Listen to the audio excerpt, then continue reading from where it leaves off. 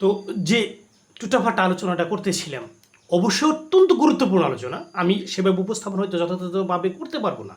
যতটুকু পারি আমার জ্ঞান বুদ্ধি আকল পছন্দ মহাস্রষ্টা দান করেছেন ওহি আলহামের ভিত্তিতে যতটুকু বলা যায়।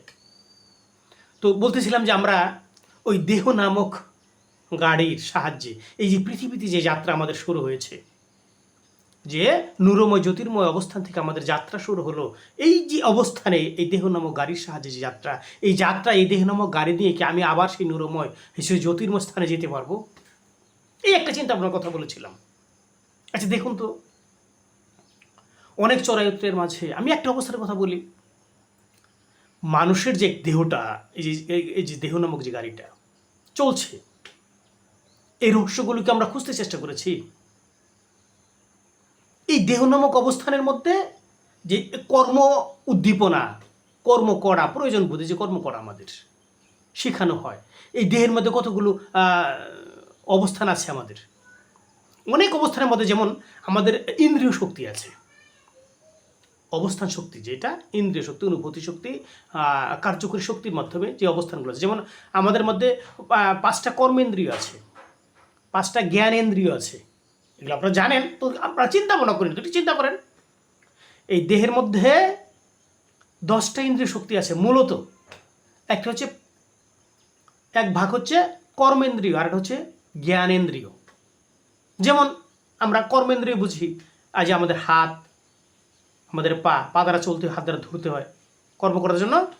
আমাদের আছে লিঙ্গ, আমাদের আছে গুহ্য, যে তরল একটা অবস্থান পেরিয়ে যায়, কঠিন একটা শরীর থেকে বজ্র বের হয়, আছেন এরকম, বের করার জন্য লিঙ্গ গুহ্য। আর একটা আছে কি আপনার এই যে বাক শক্তির কথা বলছি, এটা কর্ম, দেখছেন কর্মেন্দ্রিয়, এই যে কর্ম কথা বলছি। তো এইগুলি কি, এই 5টা কি কর্মেন্দ্রিয়। জ্ঞানেন্দ্রিয় কি, জ্ঞানেন্দ্রিয় যেমন আমার চোখ দেখতে হয়, দেখে এটা মগজ বা অন্তর জ্ঞান দ্বারা বুঝতে হয়। কান, কান দ্বারা শুনতে হয় না। নাসিকা, নাক দ্বারা তো বিভিন্ন সুগন্ধ দুর্গন্ধ গ্রহণ করা যায়, এরকম অবস্থান করা যায় না। আর হচ্ছে আমাদের এই জিহ্বা, এই যে জিহ্বা দ্বারা যে বিভিন্ন স্বাদ আস্বাদন করে থাকি। আর হচ্ছে ত্বক, আছেন এগুলো, বুঝতে পারলেন তো? চোখ, কান, নাক, জিহ্বা, ত্বক, এগুলো কি, এগুলো অনুভূতি শক্তি ধারণ করে, এগুলো আমাদের অনুভূতি শক্তি বোঝার চেষ্টা সাহায্য করে। তো আমরা এগুলো বলেছি এগুলি জ্ঞানেন্দ্রিয়। সার্বিক বিষয়টা বুঝেন, আমাদের দেহ তো আগুন, পানি, মাটি, বাতাস, আকাশ বা মন যেটাই বলি, এ দ্বারা সৃষ্টিও, এটা একটা মৌলিক গঠন আছে।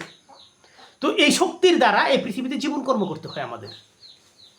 এই জীবন কর্ম সম্পর্কে আমরা কতটুকু জানি? আমাদের যে যান না বা গাড়ি বললাম, কতটুকু জানি বলেন তো? এই দেহের এক একটা অঙ্গ প্রত্যঙ্গ, যেটা পার্ট আমরা যেভাবে বললাম, জ্ঞানেন্দ্রিয়, কর্মেন্দ্রিয়, এগুলো আলাদা আলাদা একটা পার্ট আছে, অংশ আছে না, যে আলাদা আলাদা অংশ, যে অবস্থান আছে, এই অবস্থানে গুরুত্ব বহন করে অনেক। কিন্তু আমরা সেইভাবে গভীরভাবে চিন্তা ভাবনা করি। তো আমাদের কর্ম করতে হলে এ দ্বারা করতে হয়, জ্ঞানেন্দ্রিয়, কর্মেন্দ্রিয় করতে হয়। তো এই জ্ঞানেন্দ্রিয় এবং কর্মেন্দ্রিয়র যে কার্যক্ষেত্রে যে কার্যকারিতা, প্রয়োগবিধি, সে সম্পর্কে আমরা অবগত আছি বা অবহিত হই না? আমরা যেভাবে চলছি, যেভাবে শিখছি, যেভাবে পাচ্ছি, পারিপার্শ্বিকতা, সমাজ সামাজিকতা, হ্যাঁ, যেভাবে আছে, পরিবারস্থ সামাজিক অবস্থান বা আরও দেশ আন্তর্জাতিক অবস্থান যেভাবে বলেন, রাষ্ট্রীয় অবস্থান বলেন, তো এগুলো অবস্থানের মধ্যে আমরা যেভাবে শিখছি, দেখছি, বুঝছি, সেভাবে জীবনযাপন করছি উদ্ভট একটা মন মানসিকতা নিয়ে। বোঝার চেষ্টা করি না, জ্ঞান গরিমা প্রয়োগের চেষ্টা করি না, আমাদের জীবনকর্ম কেমন হবে সেইভাবে শুদ্ধতার ব্যাপারে আমরা অতটা মাথা খামাই না, এরকমই চলি না। তো আমরা এইভাবে চললে কি শেষ একটা অবস্থান আছে? না চললে কি শেষ অবস্থানটা আছে? এইভাবে আমরা কোনোদিন মনোনিবেশ করি আফসা আফসা। আমরা জানি সবাই মরে যাব জানি, কিন্তু এই সম্পর্কে আমাদের অন্তর নিবিষ্ট হয়েছে যে মরে যে যাব, ছিলাম না পৃথিবীতে, একদিন থাকবো না। হ্যাঁ, এটা কীরকম? আমি ইচ্ছায় আসতে পারি নাই, আমার ইচ্ছা অনিচ্ছা আসা হয়েছে, আবার যেতে তো ইচ্ছা করে না, অনিচ্ছা, কিন্তু অনিচ্ছা সত্ত্বেও যেতে হবে। এইভাবে কি আমরা মনোনিবেশ করে আমাদের জীবন কর্ম প্রয়োগের বা জীবন কর্ম করার জন্য চেষ্টা করেছি?